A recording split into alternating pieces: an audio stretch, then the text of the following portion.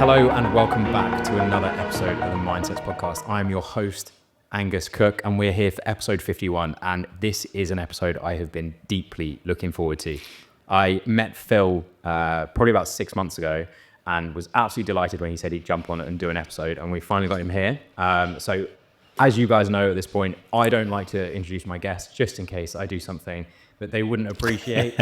So Phil, I'll hand straight over to you to introduce yourself. Yeah, that's something I don't normally do, is introduce myself. But just to give a bit of background, really. So my background's coaching. I was a coach for 25 years. Dealt with largely kind of high net worth, high performers, elite athletes. Did some bits and pieces in movies and films and bits and bobs. But my space has always been the performance space. I'm a sports scientist by trade, and have always been focusing on how do we get the best out of human beings. And obviously that's led me to two different kind of business paths, one which is in coaching and education, the other which is in supplements and human performance supplements at that. Awesome. So we're going to cover some really interesting topics, some that I'm particularly fascinated by later on. But you've mentioned that you've got a wealth of experience. You've got over 25 years of experience in the space, but you've also got quite a lot of experience as an athlete yourself. So where did sport kind of begin for you? I was, again, to start right at the start, I was a very overweight kid who was into sport big style. So I played when we were at school, any sport that was offered to me, I did. I played tennis, I did hockey, I did all of this stuff, and rugby was probably the first one that I got into, and I played rugby from a very, very young age. Obviously fit the mold of a prop at that time. It was kind of how, it was kind of how it was determined where you'd play. It was always based off your stature at that particular time, and then people would meld into other roles. But for me, I stayed at prop for the vast majority of my career. I played National 1 rugby. Had a little run out, a little parade out in the Premier League at one point under a pseudonym, because the team I was at the time, I won't mention them, but the team I was at the time, I was playing for the twos, and they ran out of props. So I was another person for a day because they didn't have enough props for the bench, which was an interesting experience. And then cricket, I also played cricket at a reasonable level. I played in a league called the Northern League. I played minor counties at junior level. I captained my county under 19s. So sport was always a big part of my life. And then after those sports, I retired from cricket at a reasonably young age, just to focus more on rugby. Then I retired from rugby shortly after that because the club that we were at, they actually ran out of money and went bankrupt. And then I moved down a division, played a few seasons, then ultimately work took over. And it was making that choice between, look, I'm never really going to make a full-time career out playing rugby and earn the kind of money and revenue that I wanted to earn. So I stepped away from it and focused more on work. So, that work went into coaching. I was a personal trainer. I was a fitness instructor to start with. I'd just finished my degree. And that was my space, really. And then in amongst that, I was always looking for things and events to take part in. I know you're a big High Rocks fan. High Rocks wasn't around when I was doing it, so I had a little dabble in bodybuilding. Didn't really enjoy it. And then I moved my hand to powerlifting, and I was a competitive powerlifter for 10 years, which was interesting and enjoyable. But now I've moved on to doing Brazilian Jiu-Jitsu as my kind of hobby sport as such, and unfortunately the requisites of powerlifting don't really fit with the requisites of BJJ. So I'm a very stiff BJJ practitioner who's working on his mobility. Well, it's interesting and almost not that surprising when you're coming into a sport that needs that much mobility. When you come from a background of doing things like rugby and cricket, which arguably are kind of more, I like to call them front-facing sports, because there's a lot of back and forth. Yes, in rugby you have more change of direction than you would, some say, in cricket. But I wonder, as you grew up, obviously you're playing at quite a high level in both of those.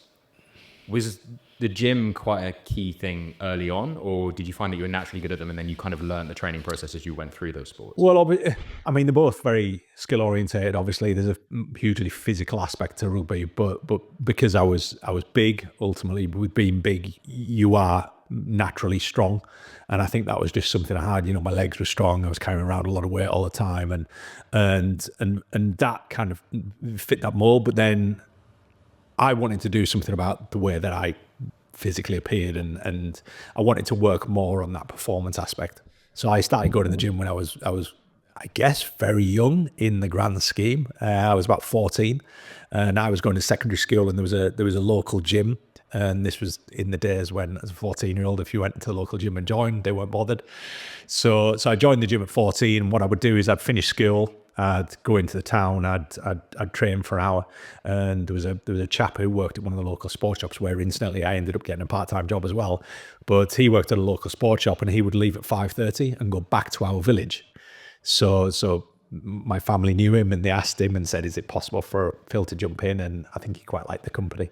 And I ended up actually working with him for several years. But it was, so the gym was a huge part of my life at that point. But I went in and I figured it out. There was no one ever coached me.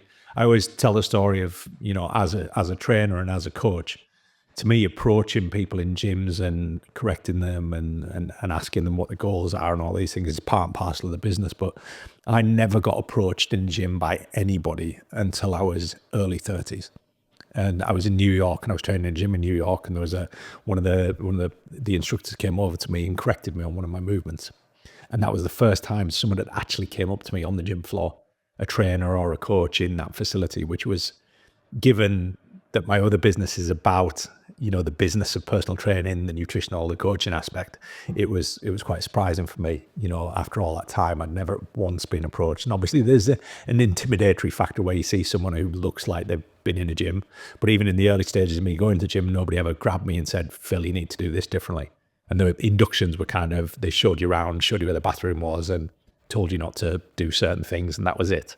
I think one of the cool things about training, though, throughout your entire lifetime is that, especially as someone like you mentioned, I've got an interest in high rocks now. Yeah. But I feel like done almost every sport. The only sport I can remember not doing is hockey when I was younger. Yeah. Just was always a little bit too tall for bending my back and having the sticks don't fit. Yeah. So I don't remember doing that, but having done so many different sports, what I discovered is so many different ways of training in a gym space. Yep. And there was a gap between me doing any sort of competitive sport, which at the time I thought I was enjoying. So I kind of started doing a bodybuilder split. I had no intention of ever getting on stage or anything. Yep. But again, that's when I started learning entirely different ways of training my body, which I would have thought would have come naturally from the way that I had been doing squats and all of the compound lifts for my sports. Actually, all of a sudden, time under tension and all these sorts of things I was starting to learn. And it was really, really interesting. But you're right in saying that I didn't have many people come up to me, even though there were a lot of bodybuilders in that gym, and try and help me out, because I, on the face of it, maybe looked like I knew what I was doing in terms of the movements. Yeah. But they didn't know my goal. So if I had told them that I'm trying to put as much size on, they might have been like, slow down. Yeah. Maybe decrease the weight on that and increase the number of reps for what you're doing today, change the intensity through the week, all of these different things. So I think that's really interesting. I wanted to kind of know a bit about your journey to how you became so knowledgeable about different aspects of sport. And one of the things that we do on the MindSets podcast before we carry on and we talk about the current is we're going to do the show and tell section of this. So for those of you that aren't aware, maybe new to this episode, show and tell, I ask every guest to bring something, and I ask them to not tell me what it is. And they talk to me a little bit about their thing that they're going to show and tell, and then we can have some questions and talk about that, which usually eases us into the rest of the episode. So, Phil, what have you brought with you? Well, we've got 3 kids, so the show and tell thing is a weekly event in our house in some way, shape or form. But there's always the stuff that kind of has an inherent story behind it, and then there's the stuff that's just something you did in the last week or whatever it might be. But something that comes with me all the time is kind of a water ball, because it's part of one of my businesses. It's part of what we do. It's part of my lifestyle. It's part of it goes everywhere with me, and it sort of tells a story of what we developed as a brand and what we tried to do in that performance space. So for me, it was something simple like a water ball. Well, interestingly, a lot of the products that you have do rely on the use of the water bottle as well, which we will talk about different supplements and different things for different times of the day as well. Yeah. But you've gone from, as you said, you went from being a fitness instructor. Yep.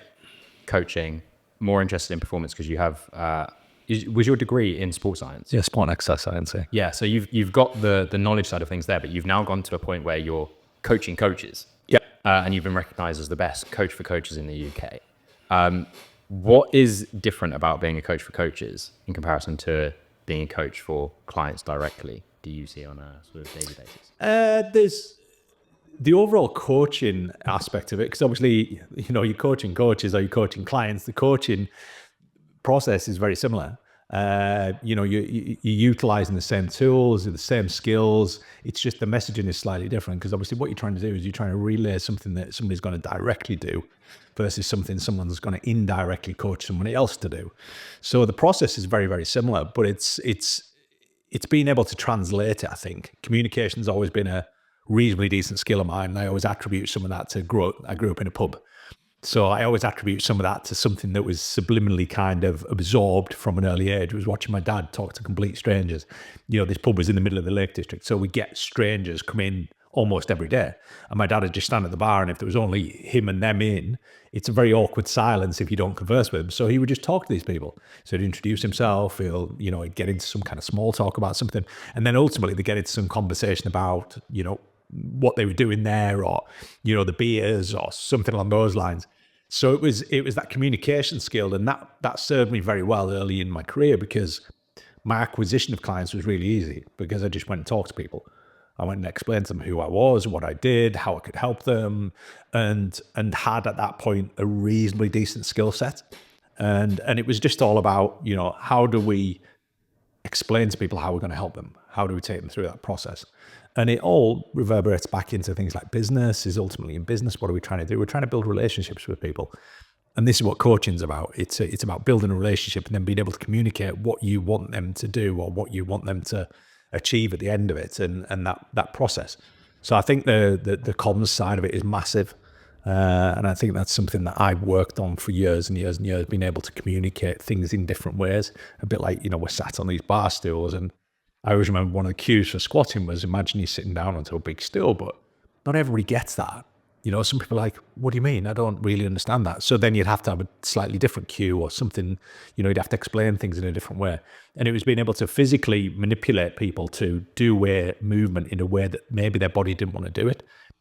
And then it became intuitive, because you'd be able to look at someone, you'd be able to look at their mechanics, whether they were moving, whether they were static, and be able to tell them something about their body. If we look at posture as a basic one, you can look at someone's posture straight away and make a lot of calculated assumptions as to how they're probably going to move.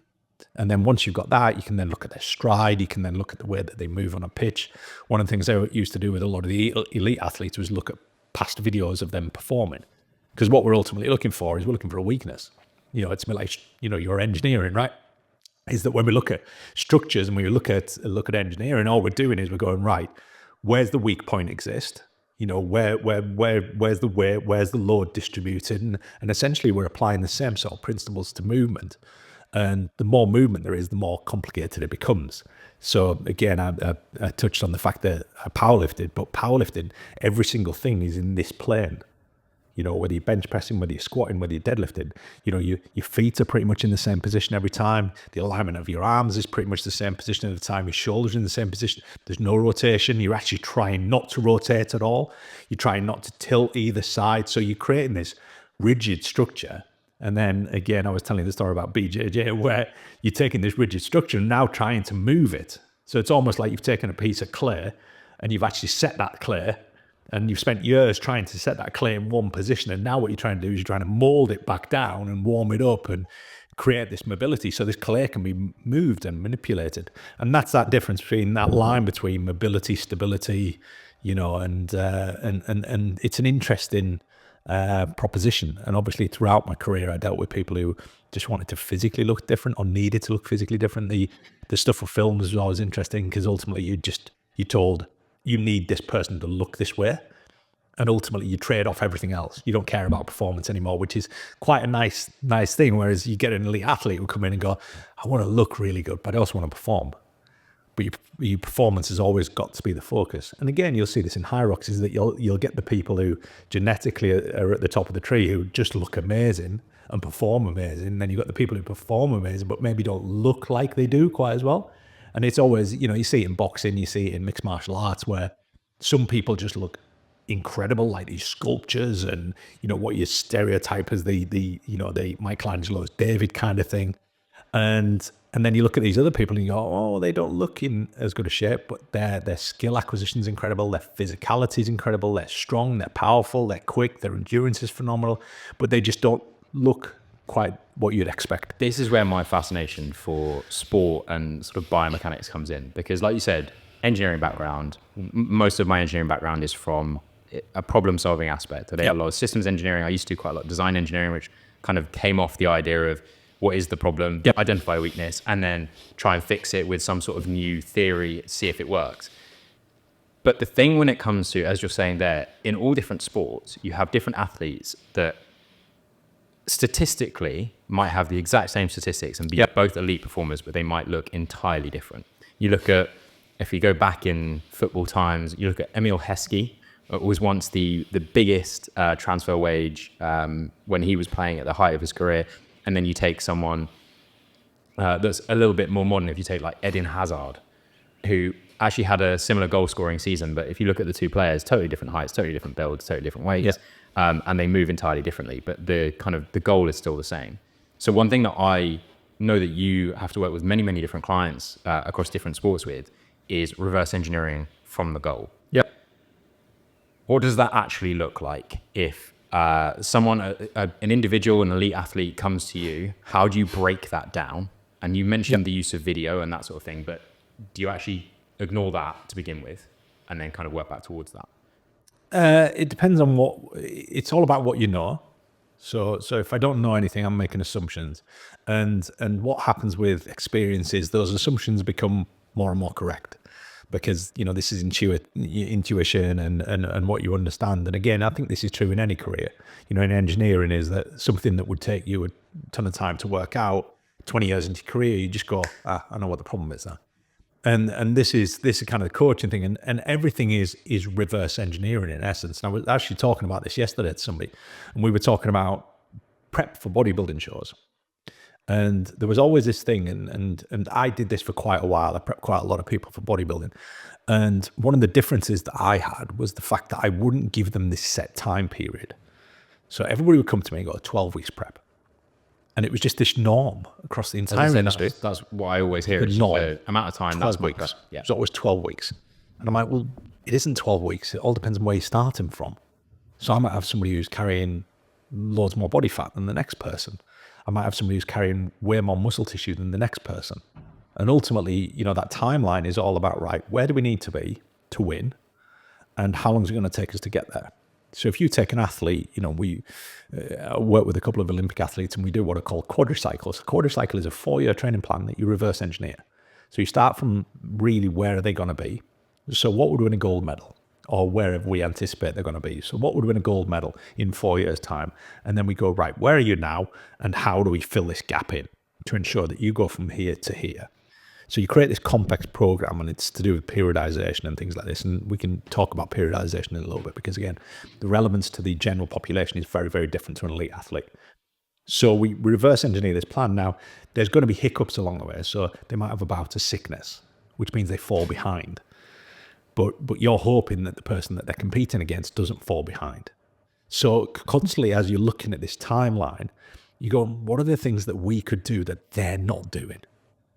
And this is a bit like looking for weaknesses. And I remember I dealt with an American footballer who was over actually just for a short period of time, actually, when they started doing NFL at Wembley. And it was his coach contacted me and said, look, Phil, whilst he's there, he goes, I trust you. Can you just look after him? I said, yeah. I said, what do you want me to do with him? He goes, figure it out. I was like, okay. So we got him, and incredibly weak in various areas. So one of the first things I do with athletes is I look for weaknesses. And again, I don't know whether engineering this is the process in engineering, but if I'm looking at a structure that's already made, and I'm anticipating that this might be the case, might not be. But if I'm looking at a bridge that's already been made, what I'm looking for, I'm not looking for strong points, because the strong points don't bother me. I'm looking for the weak points, because the weak points, if I bring up the weak point, it improves the overall structure. So the strength of the overall structure is based on the weakest link. And we talk about this in, chains. I was talking to the military on Monday, and we were talking about teamwork. And I said, look, what you got to remember is that everybody within a field of play, and it was a helicopter division. And obviously the helicopter division have the air crew, who are the pilots. They're the Top Gun, they're the Mavericks, they're the this, that, the other. So they have their flight bombers on and blah, blah, blah. So everybody below them feels a little not quite significant, perhaps. So my first emphasis was to talk about the people below them in respect to the rankings, and said, look, you're the person that, puts the screws and the bolts on the helicopters. And if you don't do your job well, they lose, and it's the same with Formula One. Formula One, we've just started working with one of the Formula One teams. And what they've done for years is they've focused on the drivers. So they'll do everything to get the drivers to perform and cognitively perform and sleep well and do all this stuff. They've gone, well, hold on. What happens if the pit crew aren't performing as well? I was just going to say, yeah. What happens if What happens if the engineers are making a mistake? What happens if the guys who are looking at the aerodynamics aren't performing quite as well as they could, or cognitively, or they're tired, or whatever it might be? Maybe that genius decision that changes the profile of one of the wings or whatever it might be on the car, that changes our entire performance. Have you ever watched Brawn? Did you watch Brawn? Yeah. So Brawn, it was an engineer that basically said, look, they've given us these rules, and I can manipulate, and I can put this two-way vent in the back of the car that makes the car infinitely faster than all the other ones on the track. And the beauty of that being that it was the same rule book for everybody, but it was one engineer who had interpreted it. Exactly. Yeah, and he was sharp, right? Yeah. Now, what if on that day, the night before, he hadn't slept well? He never came up with that idea. And this is the thing, is this is how a lot of businesses are looking now, and they're going, look, if we're pushing the envelope with human performance, we're going to look at all those chain links. So a business is a series of chain links. You've got everybody from right down to the person that makes the tea. And you've got to consider that, where are they now? Because that might be the person that comes up with this genius idea 5 years down the line that makes a massive difference to this business. Because again, it's ideas, it's concepts, it's thought processes. Everybody's got a slightly different. So for us, and again, off on a bit of a tangent, but dealing with athletes and things like this, it was always about problem solving. So if I had an actor or an actress, and I had one brief, which was, we need him to look like he could kill somebody. And this was a guy, fairly lean, fairly sort of slender. And it was like, look, we've got, I think it was 12 weeks actually. Yeah. I think it was 12 weeks. And I said, right, we've got to make you look like you kill someone, because he played an assassin. And I said, well, this isn't about making you bigger. It's about making key things, because we looked at what he was going to be wearing, because what he wears plays a role, and we can tweak what they wear to make them look a little bit different. We can taper the waist in and all sorts of stuff. I said, look, predominantly what are you going to be wearing in this role? Are you taking your shirt off, blah, blah, blah. And he was wearing a suit for the majority of the time. I said, right, so this is about your neck and your shoulders. So that's all it's about. It goes, if we can make your neck and shoulders look like a coat hanger, you're going to look aggressive and you're going to look dangerous. I said, your legs doesn't really matter that much. Your arms doesn't really matter that much. And over 12 weeks, we can focus on a couple of body parts and not worry too much about the rest. Whereas you can't do that with an athlete, because you create imbalances. So we don't want to create an imbalance, but for somebody just for physicality, I'm like, at the end of that 12 weeks, he's going to get his several million pounds for doing what he's doing. And he's going to look the way he wants to look. And now he's this adaptable actor, and it's hugely beneficial. And it's a trade-off. I'm like, look, the trade-off's fine. I go, structurally, at the end of it, you're going to have some problems, but I don't care. You don't care. Yeah. I said, at the end of it, we can do another 12 weeks and get those structures back. Get everything back. Yeah, and this is the thing about, bodybuilding and figure competitions. Ultimately, at the end of it, most people end up with more problems than they started with. They look fantastic, but they've got big problems, particularly around their relationships with food and blah, blah, blah. So there's this process of, you've got to go in, do your show, and you've got to get out, and sometimes it's worth the trade-off. It's like, can we push the human envelope, and I always say about things like stimulants and lack of sleep and blah, blah, blah. Can we do this once in a while? Yeah, we can, but we can't do it all the time. So that nicely brings me into the next part that I was going to talk about, is the key things that are different for different competitive athletes. Mm-hmm. So if you take the example of, in Formula One teams, you've got the drivers who are driving not every weekend anymore, but most weekends throughout a given time period, versus a bodybuilder who's going to get on show in 12 weeks time for the one day. So how does it come to, I guess the routines need to be different for someone who's going to be competing that consistently, and they might have different things that they need to take into account to make sure that they can recover quickly enough to get back out there and back on the field or whatever. What are the key things that you sort of take away when you're working with those entirely different sets of clients?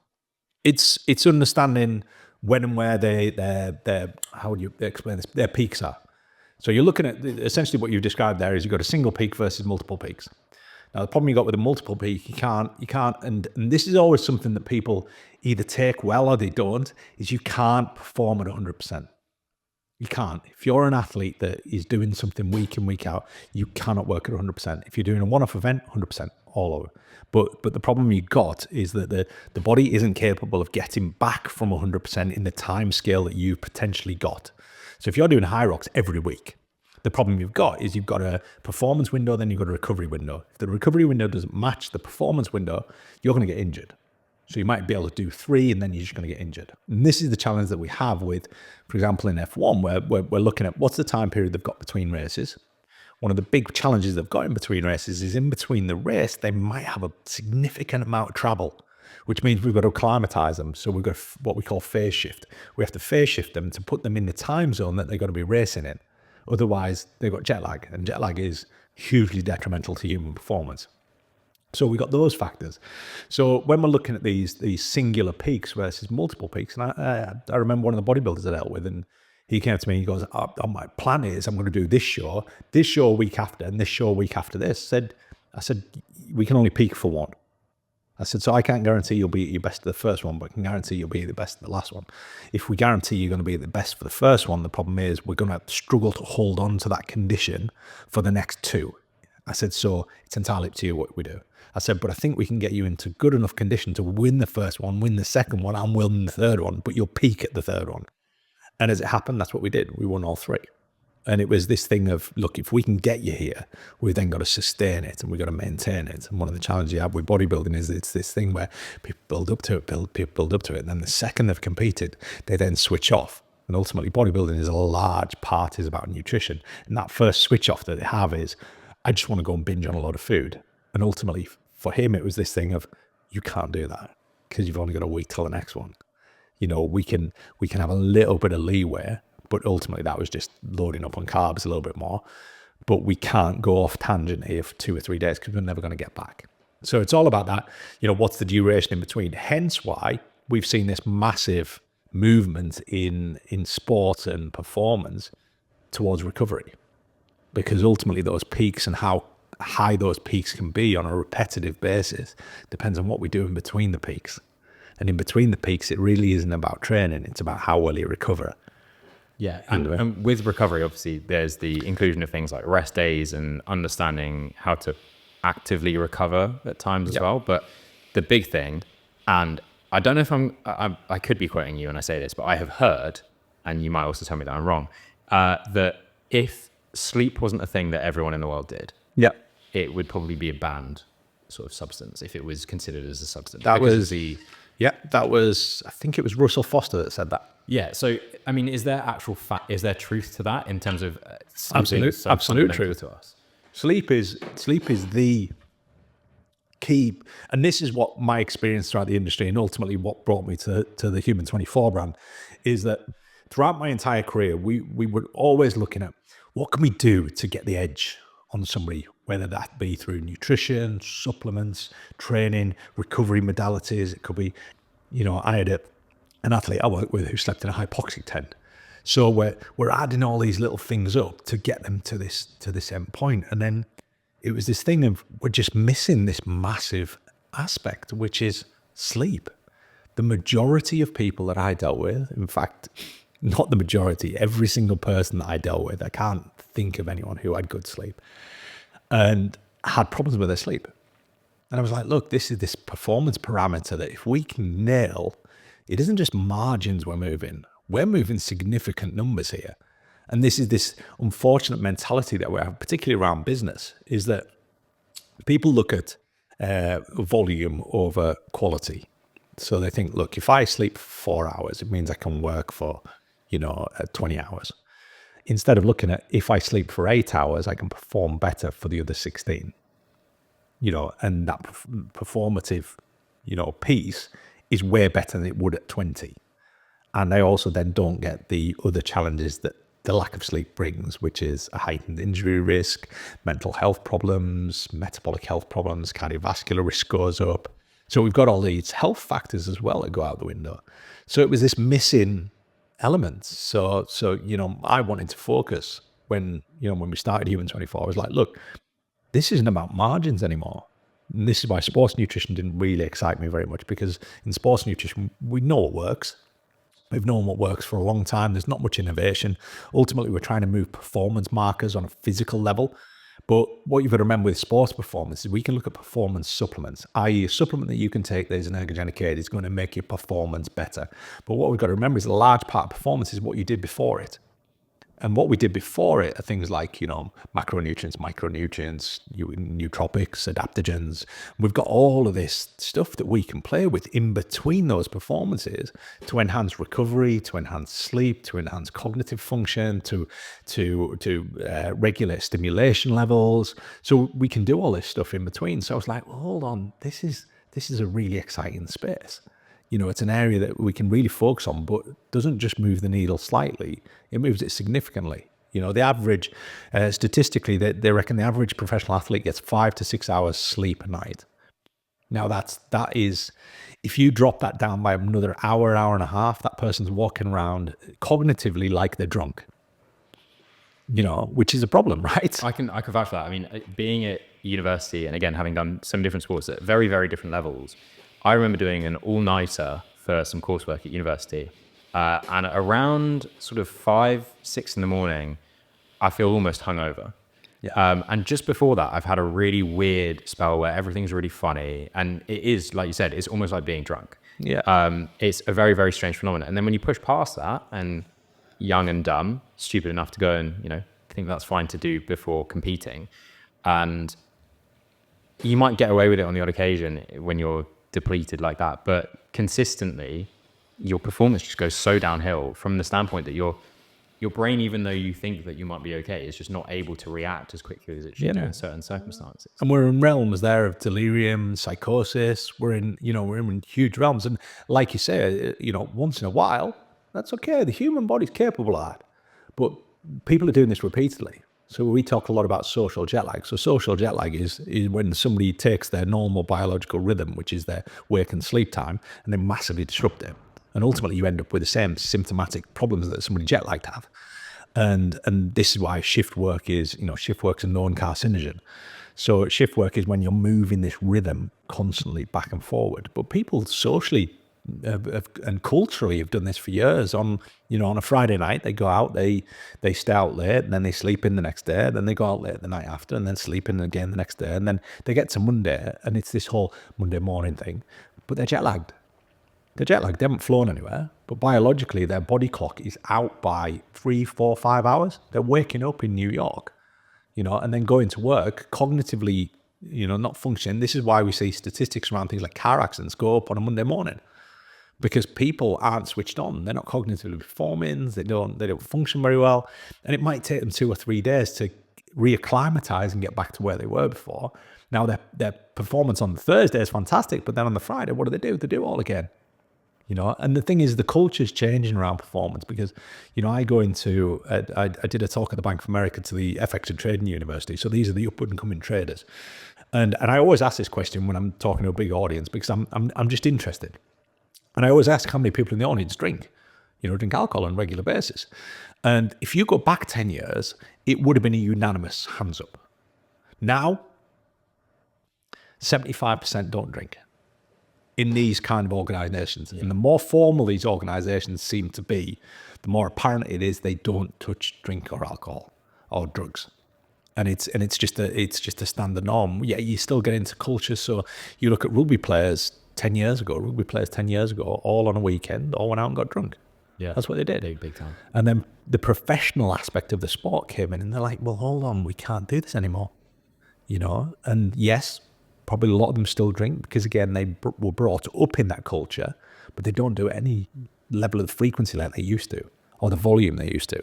I definitely myself, I've never been hugely like keen on drinking. It's always been a thing that I did when I was at university. I very much see different forms of alcohol. If you take like a cider, for example, as a similar option to like a Coke. It's just a different flavor that I can Yep. choose to have. Which means that I don't drink very often. When I do, if it's a lovely sunny day and I'm on the beach, maybe I will.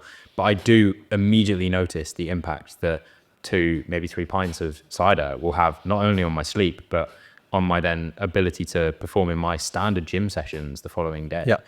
And it's something that I then actively not try and avoid for that reason, but that's the reason that I won't just have one when I'm around on my own, because I know that as much as it might be a nice flavor at the time, the lasting impact of that could be a lot worse. Again, once in a while, you can get away with it. And these are where people start to understand statistics. People using wearable tech, Garmin, Zuras, Whoops, whatever, are actually seeing this is a detrimental thing that happens. And, alcohol is a compound. It's a compound that is hugely detrimental, has very little in the way of benefits. It has the social facilitation that ultimately, I will always argue for alcohol in many respects, social facilitation, because a lot of society now struggles with social facilitation. So ultimately, if it can take the edge off that, it has benefits, but you've got to weigh up the benefits versus the pros versus the cons, right? So, for us, if I want to have a drink and I want to enjoy a drink and it's a hot day or whatever it might be, and I just fancy cold drink, if there's an alcohol-free option, I might take that because I want the flavor, I want the taste, I want the occasion. And I always say it's a bit like coffee, is that coffee bean has phenomenal benefits to it. But what we also know is that the vast majority of benefits that we get from the coffee bean, we can get without the caffeine. So you can use decaffeinated beans and get exactly the same benefit. We just take the compound that might be offending your physiology if taken at the wrong time of day. So if you want to wake up in the morning and caffeine doesn't favor well with you, remove the offending compound. Keep the occasion. Keep the, there's a beautiful coffee machine sat behind you there. And I'm like, look, if you purchase this beautiful coffee bean and you want to go through that ritual of grinding the beans and doing this and savoring it and blah, blah, blah, you've then got to understand, do I want the offending compound in there? Do I want the caffeine in there? Because I can remove that really easily. And this is why the alcohol-free space is massive. People want to go out. They still want the occasion. They want to go out with their friends. They still want to have a gin, but they don't want to have the alcohol. So they have an alcohol-free gin. So they get the occasion, they get the flavor, they get the taste. They feel like they always used to feel. They just don't get drunk. And this is why this space is growing and ultimately is rapidly growing. I think there's a massive conflict as well with the understanding of these different things, because in daily life, there is the benefit that caffeine gives. You mentioned about Monday morning, you almost have this jet lag where someone's coming from New York, they're making it to work, they feel tired. Yeah. They'll immediately jump for a cup of coffee, if not get it on the way into work or even first thing when they get out of bed. But you've got that, which is now starting to be demonized with the amount of caffeine that gets consumed. But also we have the understanding that caffeine is one of, as you corrected me just before we started recording, 5 important supplements. I could remember 4 of them. So you've got caffeine, you've got beta-alanine, you've got creatine, you've got sodium bicarb. Yep.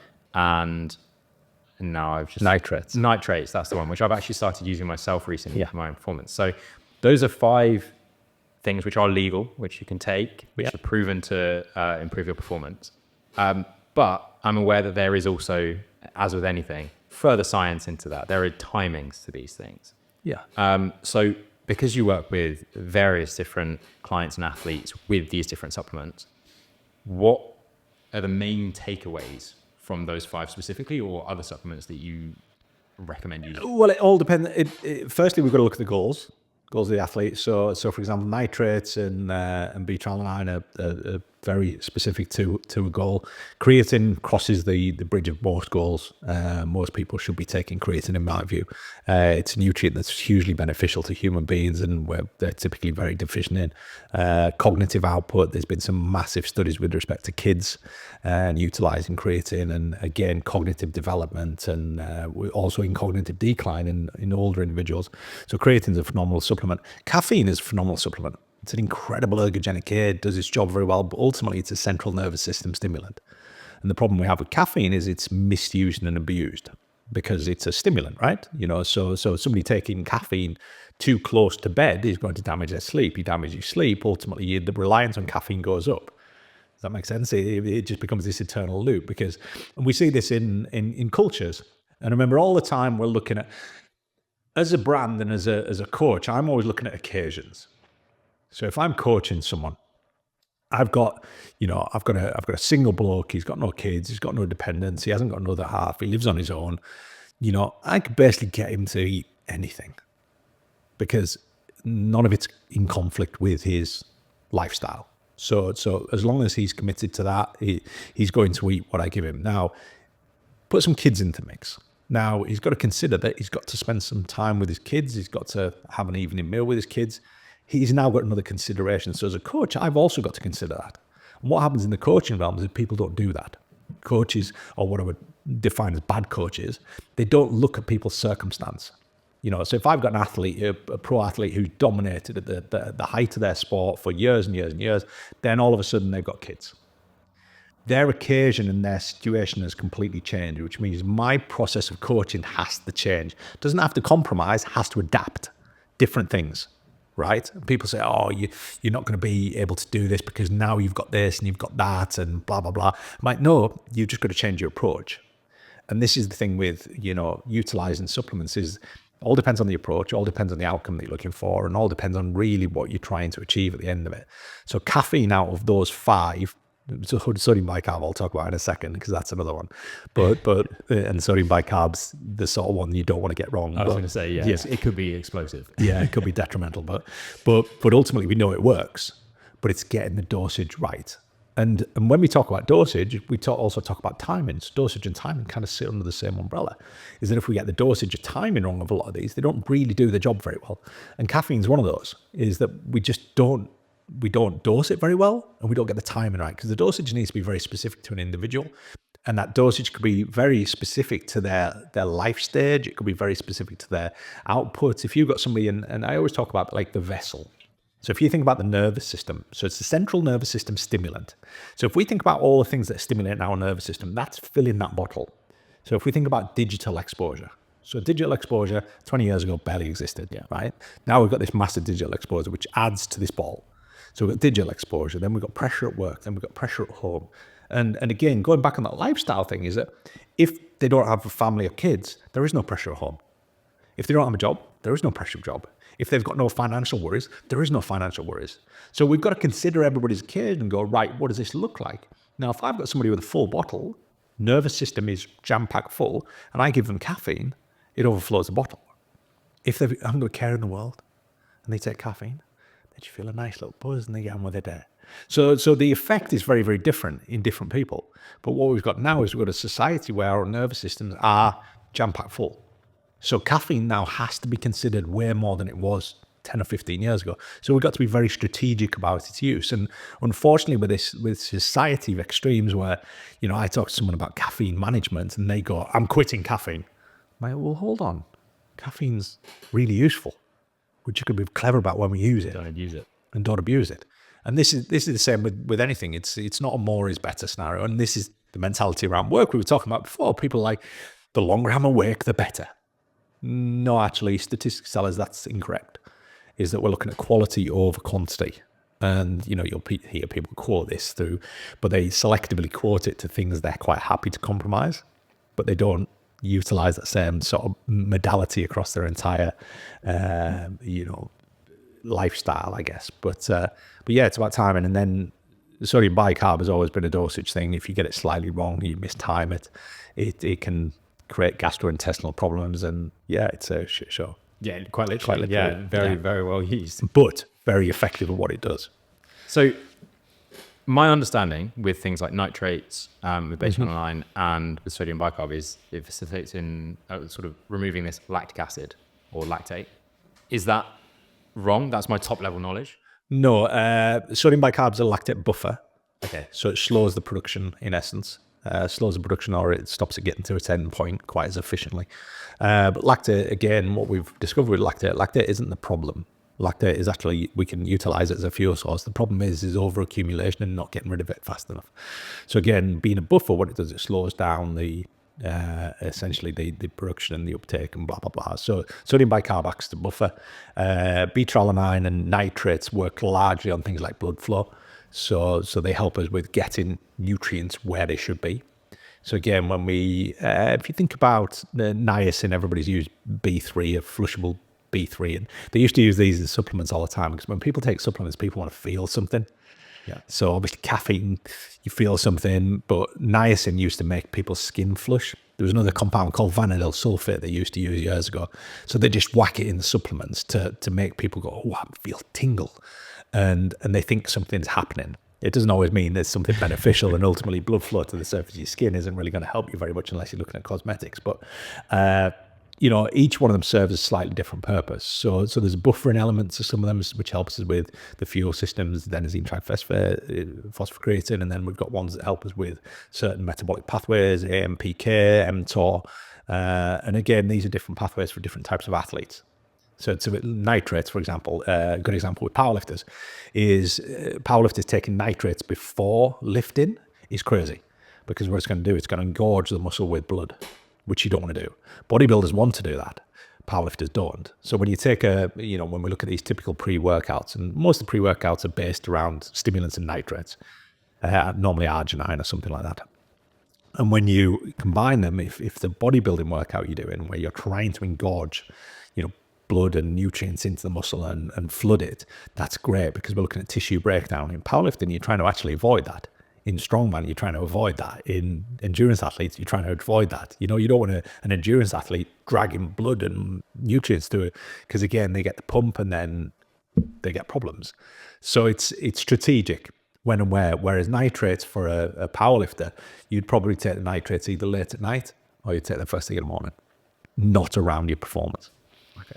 Cool. I've got more questions about sleep, but I'm aware that we've had some listener questions. So again, if you're new to the format or new to this episode, then the MindSets podcast likes to have listener involvement. So before I record with a guest or before any of our other episodes, there are opportunities through the Instagram story to pop questions in, pop your statements in, and we'll include them in the episodes for you guys to listen back to. So the first question comes from Darius. And Darius wants to know, is training in the morning or evening better? I often refuse to answer this because unless I'm dealing with elite populations, it's more important that you train. And the problem that you have is that if you start telling people when the best time, and again, I've just been talking about timing, so I'm kind of contradicting myself here, but there are certain things that need to be timed. And yes, there is a better type of exercise that can be done at different times of the day. And normally the way we look at it is we will look at more endurance-based stuff in the morning and we look at more strength-based stuff in the evening. So if we're depending on those pathways that we're talking about, and again, AMPK has a half-life of about 6 to 7 hours, mTOR has a half-life of about 15 hours. So again, if you go to do endurance training, you do it in the morning, and then about 7-8 hours later, you then do your strength training. And that also conforms with circadian biology, in that we know that most people's strength peaks at around about 8 to 10 hours into their day. It normally peaks. So we can normally play around with those windows and train at different times. But what's the best time to train is when you can, would be the response. Okay. Because again, there's also that argument about training when your body isn't actually any good. That makes sense? Which actually, the next question is from Tom. And Tom said, should I change my training intensity based on my sleep or use caffeine / pre-workout to kind of fill the hole? Should you change the intensity based on sleep? Yes. One of the standard questions I used to ask as a coach was, I'd always ask my clients how their day's been. And obviously prior to that, how was your night? Did you sleep well? Did you sleep well? How's your day been? If they're stressed to the max and didn't sleep well, I'd take the training volume down. And it was just an immediate thing. It was obviously there's no real science behind it. It was just, I'm not going to train you as hard because there's a high likelihood I'll break you. Because remember, I'm always pushing the envelope with clients. I'm pushing them hard. And if I push them really hard and their body's not really ready for it, I'm going to damage them. If I damage them, they're not training for weeks. I'm not getting paid. They're not training for weeks. Yeah, true. Detrimental for them, detrimental for me. So I would never do that. So yes, I would always alter it based off sleep. I'd be a little bit subjective about using tools like Garmin's, Whoop's, Oura's, because the sleep data isn't great on them. It's subjective. Each one of them collects, they all use the same PPG, they still use the same measuring device. They just interpret the data differently. So the most accurate data that we can get from these devices is actually the HRV. So HRV is super accurate on them. So base things more on HRV than necessarily on sleep scores, Because sleep scores, sometimes it'll tell you, look, your sleep score is really low, you shouldn't train, and you might feel amazing. So just take them with a little bit of a pinch of salt. So HRV being heart rate variability. Yeah. For those people that maybe their watch doesn't track it or they don't have a watch, what is a low HRV indicating versus an optimal or high HRV? Again, a little bit subjective, because again, HRV there is a genetic component. There's elements that would mean that somebody has a baseline that's slightly lower than everybody else's, but ultimately we're looking for a higher HRV indicates better recovery. And it's looking at your autonomic nervous system. It's looking at your nervous system, and it's balance between essentially your fight or flight, your sympathetic system, and your parasympathetic system. So again, a lot of the stuff that we look at, so when we're looking at stimulant management, so when we're looking at caffeine management is about not stimulating your parasympathetic, your rest and digest system when it's not meant to get stimulated. And we talked earlier, before we came on camera, about food and eating windows. And this is the problem, is that if you eat in a parasympathetic state, your digestive system kicks back up and wakens right back up again. And the body's not really designed to do that. So when we're in this rest and digest system, so again, just to kind of dumb it down, when we start our day, when we wake up, our body turns on our sympathetic system, normally bracketed as a fight or flight response, but it isn't really. It's just an awake response. The fight or flight is reference to if we get put in a dramatic situation, the body will ramp up cortisol and various other bits and pieces that will put us in a situation where we can either fight or we can run away. It's a heightened state of arousal. It's hyper-arousal. So our body can adapt to that very, very quickly based off an outcome or based off a chemical that we've consumed. So if I consume, remember we talked about that full bottle, if I consume a bunch of caffeine and that bottle's already full, that's what we call hyperarousal. If you haven't got a care in the world and you take some caffeine, that's just arousal. So we've got to be very careful about what state we get into. And this is particularly relevant in neurodivergent populations, because they have a very small vessel, in essence. Their window is very small. So going back to the question, there's certainly you'd need to adapt your training to how you feel and how you've recovered. And then what was the second part of the question? Was about stimulants. Yeah, about replacing. So rather than necessarily changing the intensity because you had a bad sleep, Tom said, what if I just replaced it with caffeine or pre-workout? Again, same sort of thing is that a pre-workout, again, let's just put caffeine under that window, because most pre-workouts are caffeine based, or they have some nitrates or whatever it might be. And again, I hopefully answered that question before. But caffeine is, the metabolic half-life of caffeine is about 6 to 8 hours, which means that we don't really want to be consuming from the moment we wake up, which in the terms that we talk about time zero. So time zero allows us to talk to multiple people. So if I'm talking to an audience, if I made a broad assumption that everybody in the audience just all got up at the same time, that's kind of stupid, because they're not going to. So I just talk about time zero. So time zero is when you wake up and you expose the optic nerve to light. That's time zero. Now, from that, we've got to set certain rules around that. So because of the half-life of caffeine, we know that after the first 6 hours past time zero, so if you're time zero, what's your wake-up time? It's usually around 5:30. Right, so 5:30. So you add 6 hours, and that's your cut-off window for caffeine, which allows your body enough time to metabolize it, so therefore it doesn't disrupt one of the key chemicals for sleep, which is adenosine. Caffeine's an adenosine receptor antagonist, so it stops adenosine reaching the brain, which is how it reduces sleep, the feeling of sleep pressure. So what we would do is we'd have a cutoff of 6 hours post time zero. So for one person, it might be if they get up at 6, it's 6 hours after that. Get up at 5, it's 6 hours after that. It's always the same rule. You with me? So we can apply this to a bunch of people, because as long as we grasp the concept of time zero. So if you're training between time 0 and 6, caffeine, yeah, cool. I would probably, 3 to 4 hours into your day is probably kind of the peak of caffeine if you're going to have a second dose or anything like that. And then after that point, there's no more caffeine. There's no more stimulants. Because what your body's doing is at that point, 8 hours into your day, your body's starting to get itself ready for sleep. So it's shifting to what we call a parasympathetic state. So it's getting ready to calm down. And this is how we look at peaks with respect to people working. We know when the optimal cognitive window is for people to work. And there is some sort of variances between people with chronotype and various other bits and pieces. But it's normally, the peak of cognitive output is normally in those morning hours. It's almost hilarious how well these questions are falling into each other. Catherine's question was sleep hacks for early bedtime. And she actually messaged me kind of around this topic, basically saying she needs to get up early for work. It's a new shift pattern that she's on. Yeah. She's not working shifts, it's consistent. Yeah. but she really, really struggles to go to bed early enough to get the amount of sleep required. Doom scrolling, standard things, or just struggling to be able to fall asleep early. Have you got any hacks for trying to adjust yourself to be able to get into bed early? Forget about clocks.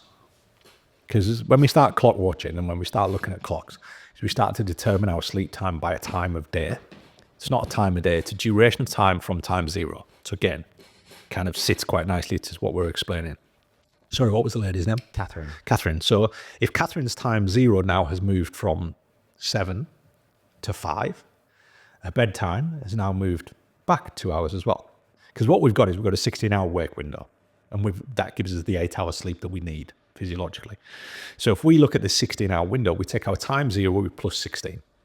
So now what we've got is whereas before her habit and behavior might have sat in that window, she's just moving all the habits and behaviors and just going, they're now there.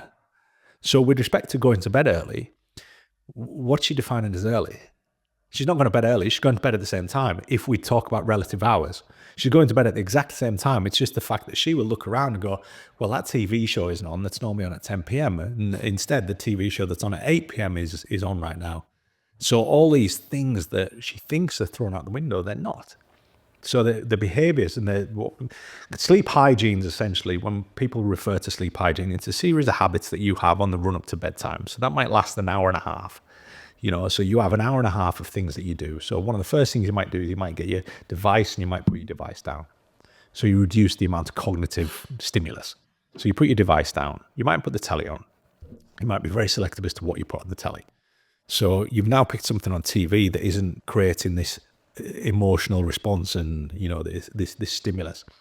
And I always say, look, when we look at what we do at night, you've got to think about things that stimulate arousal. If it stimulates arousal, you probably want to avoid it. If it's something that you can't curate, you probably want to avoid it. So emails, I can't control who's going to email me. So if I can't control who's going to email me and I go and look at my emails, chances are that's going to create an emotional response that doesn't coordinate with my biology for sleep. So what do? I avoid my emails. So for the last hour and a half of my day, I don't look at my emails. For the last hour and a half of my day, I don't doom scroll on my device. Because again, I don't get to control what's being put in front of me. Somebody else is controlling that. And again, depending on what I've looked at previously, depends on what will come up. And what I was looking at earlier on in the day is going to stimulate me in a different way at night. You with me? So I almost want to shut down all the excitable and just get some calming stuff. So there's those behaviors. So there's all these things, and then in that you've got cleaning your teeth, washing your face, whatever you might do. And all you're doing is just moving that routine, and you just bring it back a couple of hours.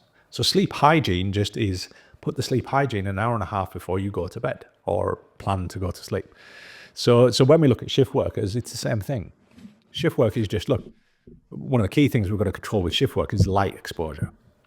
So we might look at them utilizing things like what we call biocentric lighting, or they might use like a device that emits blue light into their optic nerve, so we can kid the body when it's daylight. So I can get someone up if they get up we just did some work with the Royal Navy, and they have a shift pattern of they get up at 4 in the afternoon and finish at 2 in the morning. And there's all this, this kerfuffle around, I said, no, you just moved your day. I said, now your working day is 4-2. And if we restructure it all, you can actually spend just as much time at home. So what we'd do is we'd map out blocks. So if you think about sleep is a series of blocks. So a sleep cycle is 90 minutes. Human beings need about 5 to 6 sleep cycles. So we have at 5. 5 gives you 7.5 hours of sleep. Perfect. So if I treat your sleep cycles as just blocks, doesn't matter where I put the blocks. I've got 5 blocks I can move around. So somebody who's shift working, we're just moving the blocks. So we're giving them little windows, but in around those windows, I can't just go, there's a 90-minute block, you need to sleep for 90 minutes there. I've got to think about the preparation for sleep beforehand, and I've got to look at the coming out of the sleep at the other hand. So this is where we can intelligently use stimulants, or we can use things, the modalities that help us calm down, or some breath work, or whatever it might be that might stimulate the parasympathetic system. But we've also got stuff at the other end that can stimulate the sympathetic system. That's where stuff we're very good at. If you think about the morning when we wake up, most of us wake up to an alarm, right? What's an alarm? An alarm's an anxiogenic happening. Yeah, it means it stimulates anxiety levels. Now, if you take your phone that you inevitably have your alarm on and just change the noise, now it's not as stressful. So you've just taken 365 days of the year where you're going to get up to this thing that goes woo, woo, woo, to get up to something that sounds like bird noises. you've just reduced your stress. Mine is straight on vibration now. Yeah. I like being woken up to vibration because it's so much better than hearing something and trying to figure out what it is. Yeah, a lot of the devices use haptics. Yeah. So you get a haptic vibration on your wrist. So we're trying to find ways to wake ourselves up that don't create stress or an anxiogenic state. What's the next thing people do? Inevitably, their alarms on their phone. They pick their phone up. Temptation's there. So what they do is they look at the emails. Anxiogenic. It's stress inducing. Because you don't look at the good emails. You look at the bad emails, you're like, oh, this is pending, this is pending, this is pending, this is pending. So now what we've done is we've just increased our stress levels and anxiety levels. And we're only, less than a minute into our day. And the next thing we do is we go downstairs and we grab a cup of coffee, which is an anxiogenic compound. So what we've done for the first, 18 minutes of our day is we've just ramped our stress up threefold. And one of the funny things is, biologically, what's your body doing in the morning? For about the first hour, it's increasing your stress hormones to turn on your sympathetic system. And what we've done is we've just blown that out of the water. So there's all these things that throughout the day we can look at balancing out and just making it a little bit more palatable, really, for the human being. And this is essentially what we looked at. So for Catherine, it's just take the behaviours and just move them. Stop looking at the clock and going, I can't go to bed at 8 p.m. But you can go to bed 16 hours after you woke up, because that's the time you've always gone to bed. Just got to move everything. You just got to move everything. And light becomes a big factor there. So if somebody's getting up early, we've got to find a way. And this is why the space of biocentric lighting. As I said before, I was speaking at the Royal Navy on Monday. And for example, submarines use biocentric lighting throughout their entire vessels because it alters mental health, physical health, cognitive health, just because these people don't get daylight. And what they've done is they've started to put them into things like attack helicopters and blah, blah, blah, because they know that if they coordinate the lights with somebody's biological rhythm, they perform infinitely better. And this is the height of, and a lot of this data is coming from NASA. So what we've got, because one of the problems you have with astronauts is they don't see the sun in the same way that we do. So they've been working on that for a long time. So a lot of this data comes from, again, NASA, elite military performance, blah, blah, blah. But what we're doing is we're just not applying this to our days. And this is the thing. And I was talking to them about it. I was talking to, 200 and something people, many of which are just, they're engineers, they're mechanics. And I'm going, look, you're applying this technology to these pinnacles of human performance, but you're just not doing it to yourself. And it's a really easy solution. To switch out a couple of bulbs in your house to biocentric bulbs is easy. So wherever you wake up, switch the bulbs out, put some biocentric bulbs in, and just press on. As far as your body's concerned, the sun's shining.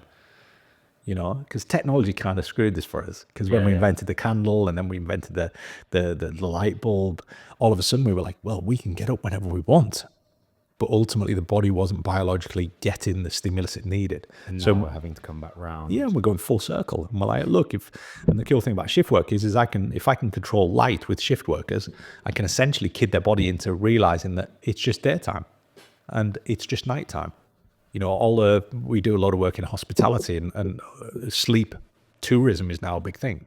So sleep tourism, so all these hotels, these high-end hotels, they're all bringing in pillow menus, they're bringing in mattress menus, they're bringing in biocentric lighting across the whole facility. They've got full blackout in all their rooms. They've got temperature regulation. So when we look at what we call zeitgebers, things that regulate your biological rhythm, temperature is super high on there, exercise is super high on there, and light is the top of the list. So if you regulate light, you regulate temperature, and you regulate, exercise, we're winning. Yeah. Keep it all as consistent as possible. Yep. Amazing. Well, that concludes the listener question section. The next part, as we get towards the end of the episode, I feel like I've drained so much knowledge from you already, and there's so much more I would Carry on. know. Oh, good. But the next part is the 3 pieces of advice section, which I usually ask the guests to reflect on their lives and some of the lessons they've learned, usually through their performance. But I'm aware we've spoken a lot today about your knowledge and the work that you do with athletes as well. But from your own perspective, looking back as a co-founder of a very successful business, as an athlete yourself, but having so much of this knowledge, if you could give 3 pieces of advice to a younger version of yourself or 3 different versions of yourself, what would those quick pieces of advice be? It's always a tricky one because, again, it depends on what perspective we look at it. I think a general piece of advice will be very careful who you listen to. I'd be a lot more selective as to who I took advice from and who I listened to, and take a lot of things on face value with a pinch of salt, I guess. I think social media is teaching people a lot about this, is that what you perceive on a surface level of somebody isn't really what really sits in the background. So, you look at LinkedIn. LinkedIn is full of successful business people, but in essence, probably 90% of them are on their ass, and I know this from, my experience with some of these businesses, where the businesses look on the surface like they're super successful and they're doing great things. And obviously the owners of the business and the founders of the business are telling you, we're doing this and we're amazing and we're doing, but ultimately they're not doing as well as they perceive. And I think this is human beings in general. Is most human beings, they have this facade of, I'm doing really well on a mental or physical perspective, but actually they're not, and I think there's that empathy level of it, and that brings back to coaching, I guess. So I think that would be the first one, would be just be very selective as to who I listened to and who I took advice from. I think would be the first one. 3 pieces of advice, wasn't it? Yeah. It's difficult to think of them on the spot. I will give you credit for that. I think probably the second one will be, to back myself more. I've always struggled with, again, some people define it as things like imposter syndrome, but in essence, a lack of belief in my own ability. I think backing yourself is a big thing, and it's very difficult to do. I think it's very difficult to, really have that confidence and to be able to back yourself with whatever you do. And I think as I get older, I do it more. I really and truly believe in what I set myself out to do, because I think as you get older, you've made so many mistakes, that I'm doing this and there's less mistakes. And I think that enables and facilitates you backing yourself a little bit more. And I guess the third one is akin, to the first one, is be very wary about who you surround yourself with, which it's similar to the first answer, but I think this is more on a social level. Is that, there's a lot of what we do in life is driven by who we surround ourselves with and the cultures that we drop ourselves into. And this is something that, as a coach and somebody who does what we do with human, is we are constantly dealing with cultures. And again, I used the term occasions before. We're dealing with cultures and occasions the vast majority of the time when it comes to coaching. So you've got to be very selective about your occasions. We talked about alcohol before, is that I have occasions that are of the magnitude that I am going to have a drink. But they are of a significant magnitude. It's like my best friend's birthday, or, it's a wedding anniversary or something like that. And even then, because my wife and me are very, we think very similar, even with something like our wedding anniversary, we might just look at each other and go, do you fancy a drink? Nah, not so much. And we won't really care for it, because it doesn't really change anything. It doesn't change the dynamic with us. We're not a couple that needs to get drunk to have a laugh and have a giggle. It was, so I think that's part and parcel of that sort of final question, is just be very wary about who you surround yourself with, because again, that's, that culture that you put yourself into really drives where you go as an individual, I think. Awesome. Very, very good piece of advice that hopefully the listeners will be able to take some from, even though it's technically to a younger version of yourself. Yeah. And the last part of the podcast is the guest-to-guest question. So the previous guest that I had on was Katie. She cycled around the entire coastline of the UK, raising money for mental health charities. Yes. Her question is actually a bit rogue, but is, if you could have any superpower, what would it be? Wow. Yeah. It's a bit like the question that you would ask. They do the pageant, kind of the pageant queen question. Yeah. It's like, world peace, and it's like, what would you define as? I guess if we go down the route of what I would define as superpowers and things like this, it's kind of flying laser beams from eyes and things like this. Interestingly, I asked Katie what she thought, and she said, I obviously, like you said there, was thinking of flying and visibility. Yeah.